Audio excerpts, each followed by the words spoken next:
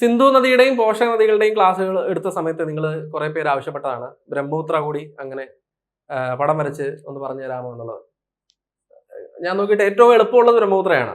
നമ്മൾ നദികളെ പറ്റി പഠിക്കുമ്പോൾ, നദികളുടെ പോഷക നദികളെ പറ്റിയൊക്കെ പഠിക്കുമ്പോൾ ഏറ്റവും സിമ്പിളായിട്ട് നമുക്ക് പഠിക്കാൻ പറ്റുന്ന നദി ബ്രഹ്മപുത്രയാണ്. കാരണം അത്ര കോംപ്ലിക്കേഷൻസ് ഒന്നും പോഷക നദികളുടെ ഒന്നും കേസിനകത്ത് വരുന്നില്ല. മാത്രമല്ല നമ്മുടെ +1 SCRT ഒന്നും ബ്രഹ്മപുത്രയുടെ പോഷക നദികളെ പറ്റി അത്ര ഡീറ്റെയിൽ ആയിട്ട് പഠിക്കാനും ഇല്ല.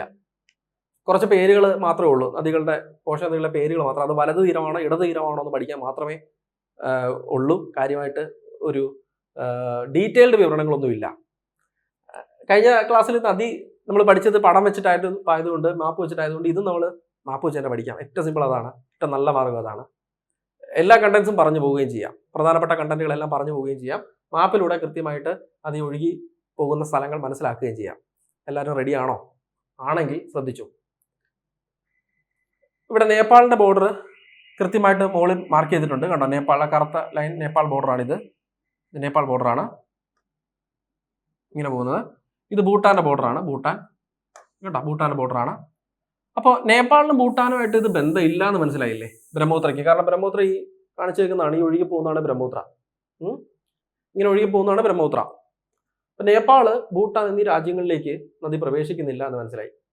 ഇന്ത്യയിലേക്ക് പ്രവേശിക്കുന്ന കുറച്ച് ദൂരം ഒഴുകിയതിന് ശേഷമാണെന്ന് മനസ്സിലായി. കണ്ടോ, ഇന്ത്യയിൽ വടക്കിഴക്കൻ സംസ്ഥാനങ്ങൾ മാത്രമേ ഉള്ളൂ എന്നും ഈ ചിത്രത്തിൽ നിന്ന് മനസ്സിലായി. ഇതാണ് പടം കണ്ടാലുള്ള പ്രയോജനം. ഇനി ഇന്ത്യയിലേക്ക് പ്രവേശിക്കുമ്പോൾ ഇന്ത്യയിൽ മേഘാലയ, അതേപോലെ തന്നെ നാഗാലാൻഡ്, മണിപ്പൂര്, മിസോറാം, ത്രിപുര പോലെയുള്ള സംസ്ഥാനങ്ങളിലേക്കൊന്നും പോകുന്നില്ല എന്നും, ആസാം, അരുണാചൽ പ്രദേശ് എന്നീ സംസ്ഥാനങ്ങളിൽ മാത്രമേ ഉള്ളൂ എന്നും നമുക്ക് ഈ പടം കാണുമ്പോൾ മനസ്സിലാവും. മറ്റ് വടക്കിഴക്കൻ സംസ്ഥാനങ്ങൾ നാഗാലാൻഡ്, മണിപ്പൂര്, മിസോറാം, ത്രിപുര അങ്ങോട്ടേക്കൊന്നും നദി നേരിട്ട് ഒഴുകുന്നില്ല. പക്ഷെ അവിടെ നിന്നുള്ള പോഷക നദികൾ ഇങ്ങോട്ട് വരുന്നുണ്ട്. നാഗാലാൻഡിൽ നിന്നും അതുപോലെ മണിപ്പൂരിൽ നിന്നൊക്കെ പോഷക നദികൾ ഇങ്ങോട്ടേക്ക് ഒഴുകി വരുന്നുണ്ട്. പക്ഷെ നദി നേരിട്ട് ഈ സംസ്ഥാനങ്ങളിലേക്കൊന്നും പ്രവേശിക്കുന്നില്ല. ആസാമിലും അരുണാചൽ പ്രദേശിലും മാത്രമേ നദിയുള്ളൂ. അതും ചിത്രം കാണുമ്പോൾ മനസ്സിലാവും. ഇതാണ് പടം കണ്ടാലുള്ള ഗുണം. ഇനി നദി ഉത്ഭവിക്കുന്നത് എവിടെയാണ്, എങ്ങോട്ടേക്ക് ഒഴുകി പോകുന്നു എന്നുള്ളത് നമുക്ക് ഇതിന് കൂടെ തന്നെ വരച്ച് പഠിക്കാം. നദിയുടെ ഉത്ഭവം ടിബറ്റിലാണ്. പലരും ചോദിക്കാറുണ്ട് ചൈനയിലല്ലേ, ചൈന എന്നല്ലേ കൊടുത്തേക്കുന്നത്. ചൈനയ്ക്ക് ഇപ്പുറത്തെ ടിബറ്റ് ഓട്ടോണമസ് റീജിയൻ എന്ന് മാപ്പിൽ മാർക്ക് ചെയ്തേക്കുന്നത് കണ്ടോ. ചൈനയുടെ കൺട്രോളിലാണ് ടിബറ്റ്. ടിബറ്റിന്റെ അധികാര പരിധികളെല്ലാം തന്നെ ചൈനയുടെ കീഴിലാണ് എന്നുള്ള ഒരു സൂചനയാണത്. അവരൊരു സ്വതന്ത്ര രാജ്യമായിട്ട് അല്ലെങ്കിൽ സ്വയംഭരണ അധികാരമുള്ള ചൈനയുടെ ഒരു പ്രവിശ്യയായിട്ട് അവരതിനെ പരിഗണിക്കുന്നു. സ്വതന്ത്ര രാജ്യം എന്ന് പറയാൻ പറ്റത്തില്ല. ചൈനയുടെ കൺട്രോളിലുള്ള ഒരു റീജിയനാണ് ടിബറ്റ്. അപ്പം ഓപ്ഷനകത്ത് ബ്രഹ്മപുത്രയുടെ ഉത്ഭവം ടിബറ്റ് എന്നില്ലെങ്കിൽ എന്തെഴുതാം, നമുക്ക് ചൈന എഴുതാം. ചൈനയും ടിബറ്റും കൂടെ വന്നാൽ ടിബറ്റ് എഴുതി പോകണം. ഓക്കെ, അവിടെ നിന്ന് ഉത്ഭവിക്കുന്ന ബ്രഹ്മപുത്ര ടിബറ്റിലൂടെ ഏകദേശം ഒരു 1200 കിലോമീറ്റർ ഒഴുകുന്നു. ഉണ്ടോ, ടിബറ്റിലൂടെ ഏകദേശം 1200 കിലോമീറ്റർ ഒഴുകുന്നു. അവിടെ പേര് Tsangpo, full name Yarlung Tsangpo. ഇനി ഉത്ഭവ സ്ഥലത്തിന്റെ പേര്, ഉത്ഭവ സ്ഥലം കൃത്യം നോക്കിയാൽ ടിബറ്റില് കൈലാഷ് നിരകൾക്കടുത്ത് ചെമ യുങ് ദുങ് എന്ന് പറയുന്ന ഒരു ഹിമാനിയിൽ നിന്നാണ്. പേര് കണ്ടോ, ചെമ യുങ് ദുങ്, ചൈനീസ് നെയിമാണ് ചെമ യുങ് ദുങ്. അവിടെ നിന്നാണ് നദി ഉത്ഭവിക്കുന്നത്. കൈലാഷ് നിരകളിലാണ്, മാനസ സരോവർ തടാകത്തിനടുത്താണ് ചെമ യുങ് ദുങ് ഹിമാനി. അവിടുന്ന് ഉത്ഭവിക്കുന്ന നദി സാങ്പോ എന്ന പേരിൽ ടിബറ്റിലൂടെ ഏകദേശം 1200 കിലോമീറ്റർ ഒഴുകുന്നു. സാങ്പോ എന്ന വാക്കിന്റെ അർത്ഥം ശുദ്ധീകരിക്കുന്നവൻ എന്നാണ്, പ്യൂരിഫയർ, സാങ്പോ. മാത്രമല്ല നദി ടിബറ്റിലെ വിജനമായ പ്രദേശങ്ങളിലൂടെയാണ് ഇത്രയും ഈ 1200 കിലോമീറ്റർ ഒഴുകുന്നത്. നദി പൊല്യൂട്ടഡ് ആകേണ്ട ഒരു സാഹചര്യവും അവിടെ ഇല്ല. ഹിമാലയ നദികളിൽ ഏറ്റവും മലിനീകരണം കുറഞ്ഞ നദിയാണ് ബ്രഹ്മപുത്ര. കാരണം അത് ഒഴുകുന്നത് ഭൂരിഭാഗം പ്രദേശങ്ങളിൽ മനുഷ്യനില്ല. ഇപ്പൊ മനസ്സിലായില്ല ആരാണ് നദിയൊക്കെ മലിനമാക്കുന്നത്? മനുഷ്യൻ തന്നെയാണ്. ഇന്ത്യയിൽ ഇത് അരുണാചൽ പ്രദേശിലൂടെ ഒഴുകുന്നു, ആസാമിൽ എത്തുന്നിടം വരെ അത് മലിനീകരണമില്ല. ആസാമിന് ശേഷം അരുണാചൽ പ്രദേശിന് ശേഷം ആസാമിലൂടെ ഒഴുകുമ്പോൾ അത് മലിനമാകുന്നുണ്ട്. ബംഗ്ലാദേശിൽ എത്തുമ്പോൾ അത് പൂർണ്ണമായി പറയുകയേ വേണ്ട. ബംഗ്ലാദേശിലെ ബ്രഹ്മപുത്ര നദിയുടെ അവസ്ഥയൊക്കെ യൂട്യൂബിലൊക്കെ കിടപ്പുണ്ട്. നോക്കാൻ പോലും പറ്റത്തില്ല. കയ്യിൽ അത് കുറച്ച് എടുത്ത് മുഖം കഴുകാവുന്നത് പോയിട്ട് അത് നദി നോക്കാൻ തന്നെ പറ്റത്തില്ല. അത്രയ്ക്കും മോശമായ അവസ്ഥയിലാണ് നദി ഉള്ളത്. പക്ഷെ ആകത്തുക നമ്മൾ നോക്കുമ്പോൾ, ടോട്ടലി നോക്കുമ്പോൾ സിന്ധു, ഗംഗ, ബ്രഹ്മപുത്ര പരിഗണിക്കുമ്പോൾ ഏറ്റവും മലിനീകരണം കുറഞ്ഞ ഹിമാലയ നദി എന്ന് പഠിക്കുന്നത് ഏത് തന്നെയാണ്? ബ്രഹ്മപുത്ര തന്നെയാണ്. അപ്പോൾ ഉത്ഭവിക്കുന്ന സ്ഥലം ചെമയുങ്തുങ്, ടിബറ്റിൽ 1200 കിലോമീറ്റർ, അവിടുന്ന് ഇന്ത്യയിലേക്ക് കയറി ബംഗ്ലാദേശിലേക്ക് പോകുന്നു. ടിബറ്റിലെ പേര് സാങ്പോ. സാങ്പോ എന്ന വാക്കിന്റെ അർത്ഥം ശുദ്ധീകരിക്കുന്നവൻ. ഉത്ഭവിക്കുന്ന സ്ഥലം ടിബറ്റിലെ ചെമയുങ്തുങ് ഹിമാനി. അത് സ്ഥിതി ചെയ്യുന്നത് മാനസ സരോവർ തടാകത്തിനടുത്ത്, പർവ്വതനിര കൈലാശം. ഇത്രയും ഓക്കെ അല്ലേ? ഇനി ടിബറ്റിൽ നിന്ന് നദിക്ക് എന്ത് സംഭവിക്കുന്നു, എങ്ങോട്ടേക്ക് പ്രവേശിക്കുന്നു എന്നുള്ളതാണ് അടുത്ത് നമ്മൾ നോക്കാൻ പോകുന്നത്. ടിബറ്റിൽ നിന്ന് നദി എന്താണ് സംഭവിക്കാൻ പോകുന്നത് നോക്കിക്കൂ. ടിബറ്റിലൂടെ ഒഴുകുന്ന നദി ഇവിടെ നംച ബർവ എന്ന് പറയുന്ന ടിബറ്റിൽ ഒരു കൊടുമുടിയുണ്ട്, നംച ബർവ. കിഴക്കൻ ഹിമാലയത്തിലെ ഏറ്റവും ഉയരം കൂടിയ കൊടുമുടി എന്നാണ് നംച ബർവ അറിയപ്പെടുന്നത്. പുതിയ CRT-ക്കകത്ത് എടുത്ത് പറയുന്നുണ്ട്. അവിടെ വെച്ച് ഒരു U-ടേൺ എടുക്കുന്നു നദി. കുറച്ച് ഗിരികന്ധരങ്ങളൊക്കെ സൃഷ്ടിച്ച് ഒരു U-ടേൺ എടുത്തിട്ട് നദി എങ്ങോട്ട് കയറുന്നു? അരുണാചൽ പ്രദേശിലേക്ക് കയറുന്നു. ചൈന വലിയൊരു അണക്കെട്ട് നിർമ്മാണം നടത്തുന്നുണ്ട് ആ ഭാഗത്തായിട്ട്. ഇന്ത്യയിലേക്ക് പ്രവേശിക്കുന്ന ഭാഗത്ത്, നദി ഇന്ത്യയിലേക്ക് പ്രവേശിക്കുന്ന തൊട്ട് മുമ്പുള്ള ഭാഗത്ത് വലിയൊരു അണക്കെട്ട് നിർമ്മാണം നടത്തിക്കൊണ്ടേയിരിക്കും ഇപ്പം. ഓക്കെ, അപ്പം ഇന്ത്യയിലേക്ക് അരുണാചൽ പ്രദേശ് വഴി ഇന്ത്യയിലേക്ക് കയറുന്നു. കുറച്ച് തർക്ക പ്രദേശമാണ് അരുണാചൽ പ്രദേശ്. ബ്രഹ്മപുത്ര കയറി വരുന്ന ഒഴുകുന്ന പ്രദേശം നമ്മുടെ POK പോലെ തന്നെ അരുണാചൽ പ്രദേശിൽ ചൈനയുമായിട്ട് കുറച്ച് തർക്കം നിലനിൽക്കുന്ന പ്രദേശമാണത്. അതിലൂടെയാണ് നദി ഒഴുകുന്നത്. ചൈന ക്ലെയിം ചെയ്യുന്നുണ്ട് ആ സ്ഥലം ഞങ്ങളുടേതാണ് എന്ന്, അരുണാചൽ പ്രദേശിന്റെ ആ ഒരു ഭാഗം. അതിലൂടെയാണ് നദി ആദ്യം വരുന്നത്. അങ്ങനെ നദി ആസാമിന്റെ ബോർഡറിൽ എത്തുന്നു, സാദിയ, ഓൾമോസ്റ്റ് ആ ഒരു പ്രദേശം. അതിനു മുമ്പായിട്ട് ഇവിടെ വെച്ച് രണ്ട് നദികൾ നദിയിലേക്ക് കൂടിച്ചേരുന്നുണ്ട്. ദിബാങ്, ലോഹിത് എന്നീ നദികൾ നദിയോട് ചേരുന്നു. ഓക്കെ, ഇത്രയും കാര്യങ്ങൾ കിട്ടിയില്ലേ? ഒന്നുകൂടെ പറയാം. ടിബറ്റിൽ നിന്ന് നദി അരുണാചൽ പ്രദേശിലേക്ക്, ടിബറ്റിലൂടെ ഒഴുകുന്ന നദി നംച ബർവ എന്ന കൊടുമുടിയെ ചുറ്റി ഒരു U-ടേൺ എടുത്ത് കുറച്ച് ഗോർജസ് ഗിരികന്ധരങ്ങളൊക്കെ സൃഷ്ടിക്കുന്നുണ്ട് അവിടെ. ഗിരികന്ധരങ്ങൾ അറിയാമല്ലോ, ചെങ്കുത്തായ വശങ്ങളോട് കൂടിയ താഴ്വരകളാണ് ഗിരികന്ധരങ്ങൾ, ഗോർജസ്. V രൂപത്തിലുള്ള താഴ്വരയ്ക്ക് പകരം ചെങ്കുത്തായ വശങ്ങളോട് കൂടിയ നദീ താഴ്വരകളെയാണ് നമ്മൾ എന്ത് വിളിക്കുന്നത്? ഗോർജസ്, ഗിരികന്ധരങ്ങൾ എന്ന് വിളിക്കുന്നത്. ഗിരികന്ധരങ്ങൾ സൃഷ്ടിച്ച നദി അരുണാചൽ പ്രദേശിലേക്ക് കയറുന്നു. അരുണാചൽ പ്രദേശിൽ നദിക്ക് പല പേരുണ്ട്. അരുണാചൽ പ്രദേശിൽ നദി അറിയപ്പെടുന്ന പേര് ഇങ്ങോട്ട് മാറ്റി എഴുതാം. അരുണാചൽ പ്രദേശിൽ നദി സിയാങ് എന്നും ദിഹാങ് എന്നും അറിയപ്പെടുന്നു. അരുണാചൽ പ്രദേശിൽ നദി സിയാങ് എന്നും ദിഹാങ് എന്നും അറിയപ്പെടുന്നു. കൂടുതലും സിയാങ് എന്നാണ് അറിയപ്പെടുന്നത്, കൂടുതലും സ്ഥലങ്ങളിൽ സിയാങ്. അപ്പൊ ഈ സിയാങ് എന്ന് പറയുന്ന നദി ചില സ്ഥലങ്ങളിൽ ദിഹാങ് എന്ന് അറിയപ്പെടുന്നുണ്ട്. ഈ സിയാങ് എന്ന് പറയുന്ന നദിയിലേക്ക് ദിബാങ്, അത് വേറൊരു പോഷക നദിയാ കേട്ടോ, ദിബാങ്, സിയാങ് എന്ന നദിയിലേക്ക്, സിയാങ് അല്ലെങ്കിൽ ദിഹാങ് എന്ന നദിയിലേക്ക് ദിബാങ് പ്ലസ് ലോഹിത്. അപ്പൊ എന്താ പറഞ്ഞേ? സിയാങ് അല്ലെങ്കിൽ ദിഹാങ് എന്ന നദിയിലേക്ക് ദിബാങ്, ലോഹിത് എന്നീ രണ്ട് നദികൾ, ഒന്ന് ദിബാങ്, രണ്ട് ലോഹിത് എന്നീ നദികൾ കൂടി ചേർന്നതിന് ശേഷമാണ് നദിക്ക് ബ്രഹ്മപുത്ര എന്ന പേരുള്ളത്. ചോദ്യം വരാം, ഏതൊക്കെ നദികൾ സിയാങ്ങിനോട് അല്ലെങ്കിൽ ദിഹാങ്ങിനോട് കൂടി ചേർന്നതിന് ശേഷമാണ് ബ്രഹ്മപുത്ര എന്നുള്ള പേര് നദിക്ക് കിട്ടുന്നത്? ദിബാങ്, ലോഹിത് നദികൾ കൂടി ചേർന്നതിന് ശേഷമാണ് ബ്രഹ്മപുത്ര എന്ന പേര് നദിക്ക് കിട്ടുന്നത്. നോക്കി, ഈ ഒരു പോയിന്റ് തൊട്ട് ബ്രഹ്മപുത്രയാണ്. പിന്നെ നദി ഇങ്ങനെ ബ്രഹ്മപുത്ര എന്ന പേരിൽ ഒഴുകുന്നു. സാദിയ മുതൽ ധൂബ്രി വരെ ആസാമിൽ ഇത് ഒഴുകുന്നു. സാദിയ തൊട്ട് ധൂബ്രി, പേര് കേട്ടിട്ട് എന്തെങ്കിലും പരിചയം തോന്നുന്നുണ്ടോ? ദേശീയ ജലപാത 2 സാദിയ, ധൂബ്രി എന്നീ സ്ഥലങ്ങളെ ബന്ധിപ്പിക്കുന്നതാണ്. ധൂബ്രി അതിർത്തി പട്ടണമാണ് ഇന്ത്യയുടെയും ബംഗ്ലാദേശിന്റെയും. അതിനുശേഷം നദി ബംഗ്ലാദേശിലേക്ക് ഒഴുകുന്നു. ബംഗ്ലാദേശിലേക്ക് ഒഴുകുമ്പോൾ ബംഗ്ലാദേശിലേക്ക് എത്തുമ്പോൾ നദിക്ക് ഒരു പേര് കിട്ടുന്നുണ്ട്. ആ പേരാണ്, പുതിയ പേര് ബംഗ്ലാദേശിൽ എത്തുമ്പോൾ കിട്ടുന്ന പേരാണ് ജമുന. ബംഗ്ലാദേശിൽ നദി അറിയപ്പെടുന്നത് ജമുന എന്നാണ്. ജമുന ചുമ്മാ കിട്ടുന്ന പേരല്ല ജമുന എന്നുള്ളത്. അതിന് കാരണം നോക്കിക്കോണം. ഇവിടെ സിക്കിമില് കാഞ്ചൻജംഗയ്ക്ക് കിഴക്ക് ഒരു 75 കിലോമീറ്റർ കിഴക്ക് മാറി ടീസ്റ്റ എന്നൊരു നദി സിക്കിമിലൂടെ ഒഴുകി പശ്ചിമ ബംഗാളിലൂടെ ഒഴുകി ബ്രഹ്മപുത്രയിലേക്ക് കൂടിച്ചേരുന്നുണ്ട്. ഈ ടീസ്റ്റ വന്ന് കൂടിച്ചേർന്ന ശേഷമാണ് ജമുന എന്നുള്ള പേരുള്ളത്. അപ്പം ബംഗ്ലാദേശിൽ ബ്രഹ്മപുത്ര അറിയപ്പെടുന്ന പേര് ജമുന. ശരിക്കും ജമുന എന്നുള്ള പേര് കിട്ടുന്നത് ആരുടെ കൂടിച്ചേരലാണ്? ജമുന എന്നുള്ള പേര് ടീസ്റ്റ നദി ബ്രഹ്മപുത്രയിലേക്ക് ബംഗ്ലാദേശിൽ വെച്ച് കൂടിച്ചേർന്നതിന് ശേഷമാണ്. ടീസ്റ്റ നദി ബ്രഹ്മപുത്രയിൽ വെച്ച് ബംഗ്ലാദേശിൽ വെച്ച് ബ്രഹ്മപുത്രയിലേക്ക് കൂടിച്ചേർന്നതിന് ശേഷമാണ്. എന്നിട്ട് ഇവിടെ തൊട്ടാണ് അതിന് ജമുന എന്ന പേര് കിട്ടുന്നത്. ഈ ജമുന നദി ഇങ്ങനെ ഒഴുകി വരുവാണ്. അതിലേക്ക് ഇന്ത്യയിൽ നിന്ന് ഒഴുകി വരുന്ന ഗംഗ ബംഗ്ലാദേശിൽ പത്മ എന്നാണല്ലോ അറിയപ്പെടുന്നത്. അപ്പോൾ ഗംഗ അല്ലെങ്കിൽ പത്മ, ഇതാണ് ഗംഗ അല്ലെങ്കിൽ ബംഗ്ലാദേശിൽ അതിന്റെ പേര് പത്മ കൂടിച്ചേരുന്നു. പിന്നെ നദിയുടെ പേര് മേഘന എന്നാണ്. മേഘന. അത് പിന്നീട് സുന്ദർബൻസ് ഡെൽറ്റ രൂപീകരിച്ച് ബംഗാൾ ഉൾക്കടലിലേക്ക് വന്നങ്ങ് ചേരുന്നു, അല്ലെങ്കിൽ ബംഗാൾ ഉൾക്കടലിന്റെ ഭാഗമാവുന്നു, അങ്ങോട്ട് വന്ന് പതിക്കുന്നു. ഒന്നുകൂടെ പറയാം, എത്ര പേരുണ്ടെന്ന് നോക്കി. ഈ പേരാണ് ഇവിടുത്തെ ഏറ്റവും കൂടുതൽ നമ്മളെ കുഴപ്പിക്കുന്നത്. പക്ഷെ സിമ്പിൾ അല്ലേ, പടം വരച്ച് കണ്ടപ്പോൾ കാര്യം മനസ്സിലായില്ലേ? ടിബറ്റിലെ പേരെന്താണ്? ഞാൻ പറയാം, നിങ്ങൾ എൻ്റെ കൂടെ പറയണം. ടിബറ്റിലെ പേരെന്താണ്? സാങ്പോ. അരുണാചൽ കഴിഞ്ഞു, ടിബറ്റ് കഴിഞ്ഞു. അരുണാചൽ പ്രദേശിലെ പേര് സിയാങ് അല്ലെങ്കിൽ ദിഹാങ്. അതിലേക്ക് ആര് കൂടി ചേരുന്നു? പറ. ദിബാങ്ങും ലോഹിത്തും കൂടി ചേരുന്നു. അതിലേക്ക് ദിബാങ്ങും ലോഹിത്തും കൂടി ചേരുന്നു. അങ്ങനെ പുതിയ പേര് ബ്രഹ്മപുത്ര. അങ്ങനെ ബ്രഹ്മപുത്ര, ഇനി ഞാൻ വരയ്ക്കുന്ന പോലെ ബ്രഹ്മപുത്ര എന്ന പേര്, ധൂബ്രി വരെ ബ്രഹ്മപുത്ര. അങ്ങനെ ബംഗ്ലാദേശിലേക്ക് കയറുന്നു. ബംഗ്ലാദേശിൽ ആര് കൂടി ചേരുന്നുണ്ട്? ടീസ്റ്റ കൂടി ചേർന്നു. ജമുന എന്നുള്ള പേര്. ഇതിന്റെ ഇവിടം വരെ ജമുന.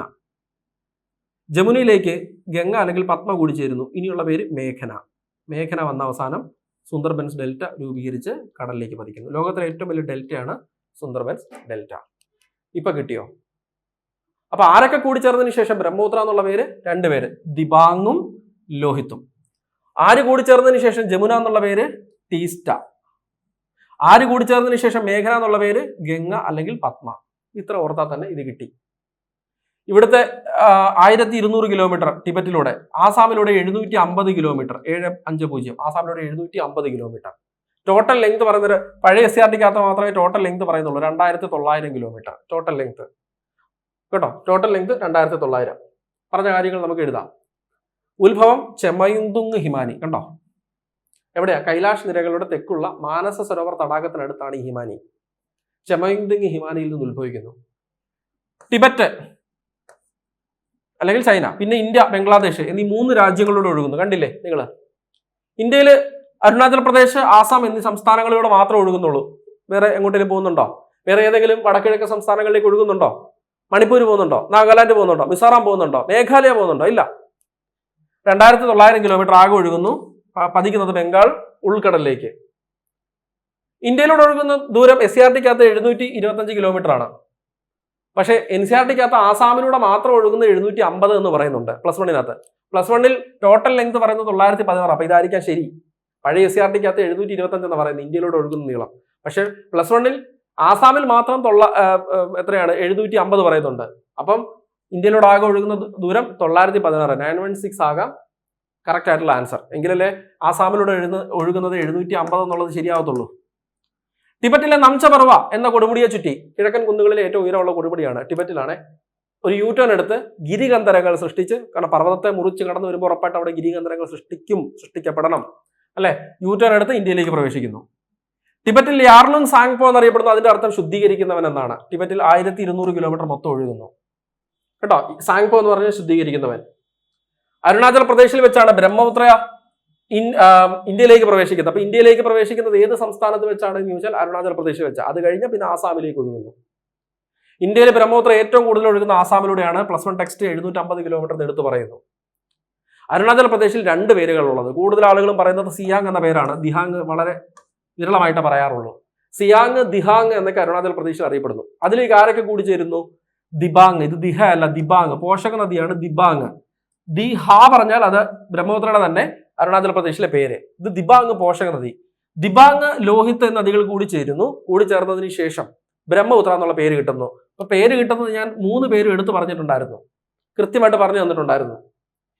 ഇനി അതാണ് ഈ പറഞ്ഞിട്ടുണ്ടോ, ദിബാങ്, ലോഹിത് എന്നീ നദികൾ കൂടി ചേർന്നാൽ നദിക്ക് എന്ത് പേര് കിട്ടുന്നു? പിന്നെ അങ്ങോട്ട് ബ്രഹ്മപുത്ര എന്നുള്ള പേര് കിട്ടുന്നുണ്ടോ? കൃത്യമായിട്ട് ഇവിടെ കാണിച്ചിട്ടുണ്ട് ഉണ്ടോ? ദിബാങ്, ലോഹിത്. കണ്ടോ? സിയാങ് എന്ന് കാണിച്ചേക്കുന്ന ആരെയാണ്? സിയാങ് ബ്രഹ്മപുത്രനെ തന്നെയാണ്. ബ്രഹ്മപുത്ര കണ്ടോ? ബ്രഹ്മപുത്രനെയാണ് സിയാങ് എന്ന് കാണിച്ചിട്ടുള്ളത്. കണ്ടോ?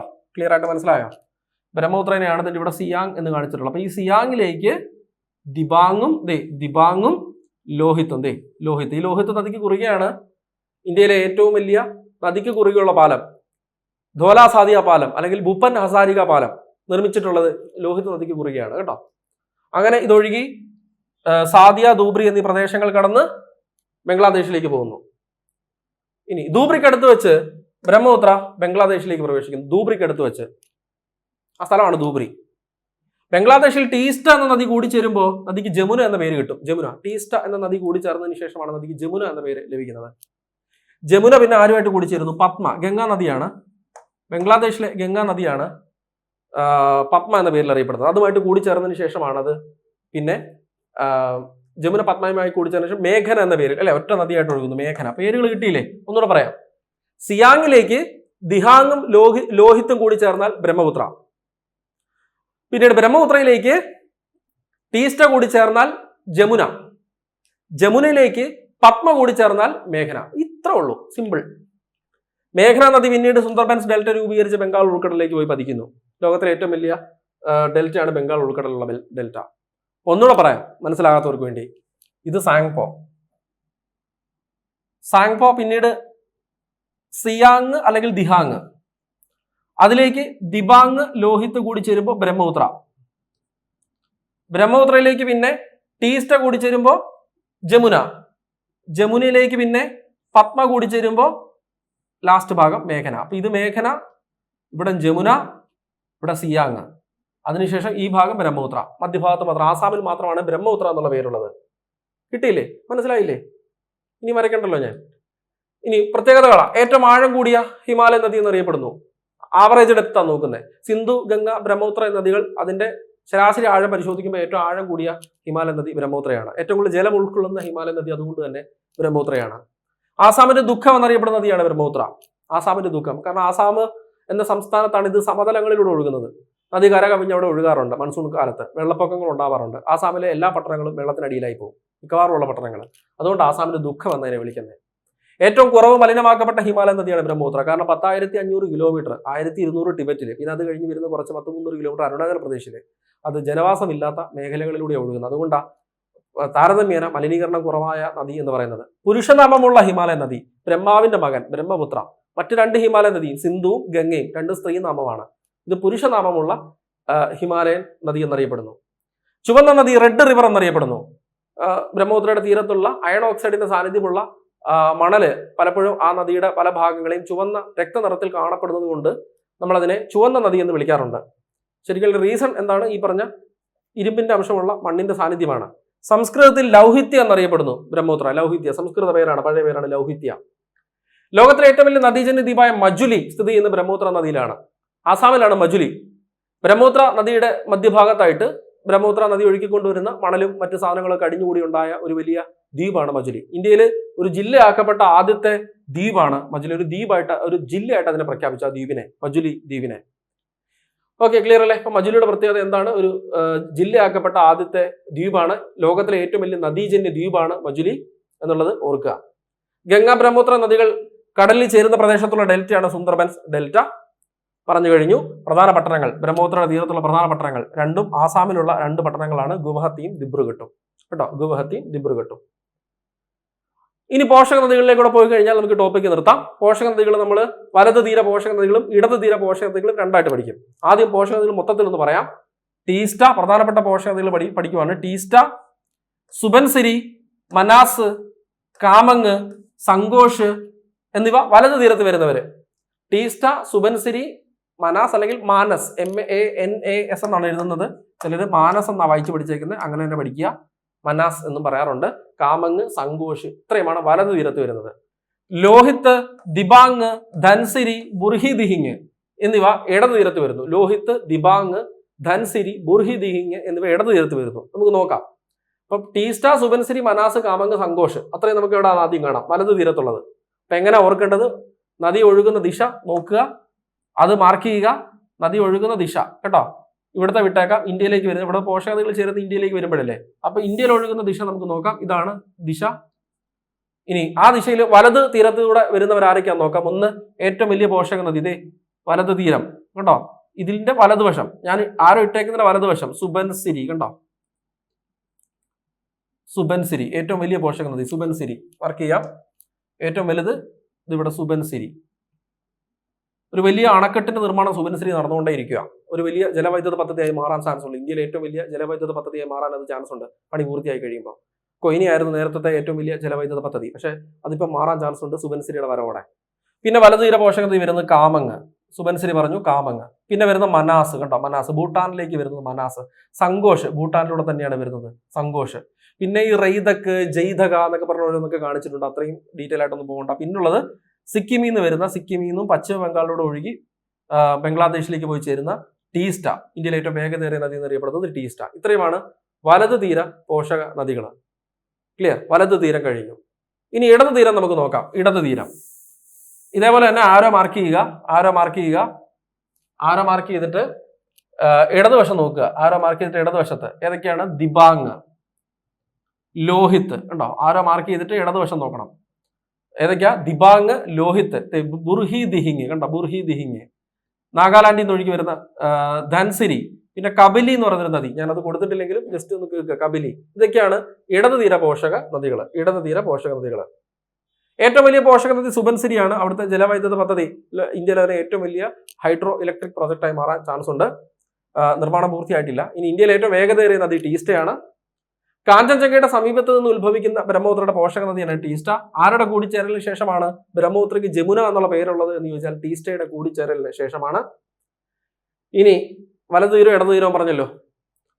ഭൂട്ടാനിൽ നിന്ന് ഇന്ത്യയിലേക്ക് പ്രവേശിച്ച് ബ്രഹ്മപുത്രയിലേക്ക് ചേരുന്ന നദിയാണ് മനാസ് കേട്ടോ. മനാസ് ഇന്ത്യ ഭൂട്ടാൻ അതിർത്തിയിൽ സ്ഥിതി ചെയ്യുന്ന പ്രസിദ്ധമായ ഒരു നാഷണൽ പാർക്ക് മനാസ് ആണ് കേട്ടോ. മനാസ് ഓർത്തോണത്. നാഗാലാൻഡിൽ നിന്ന് വരുന്നത് ധൻസിരിയാണ്. ധൻസിരി നാഗാലാൻഡിൽ നിന്ന് ഒഴുകി ബ്രഹ്മപുത്രയിലേക്ക് ചേരുന്ന പോഷക നദിയുടെ ധൻസിരി. ഇന്ത്യയിലെ ഏറ്റവും വലിയ നദിക്ക് കുറുകെയുള്ള പാലം ധോല സാദിയ പാലമാണ്, അല്ലെങ്കിൽ ഭൂപൻ ഹസാരിക പാലമാണ്. ഇത് ബ്രഹ്മപുത്രയുടെ പോഷക നദിയായ ഇടത് തീര പോഷക നദിയായ ലോഹിത് നദിക്ക് കുറുകെയാണ് നിർമ്മിച്ചിട്ടുള്ളത്. ധോല സാദിയ പാലം അല്ലെങ്കിൽ ഭൂപൻ ഹസാരിക, ആസാമിന്റെ പാട്ടുകാരൻ എന്നറിയപ്പെടുന്ന ഭൂപൻ ഹസാരിക പാലം. ഇത്രയുമാണ് ബ്രഹ്മപുത്രയും അതിന്റെ പോഷക നദികളുമായി ബന്ധപ്പെടുത്തി പറയാനുള്ളത്.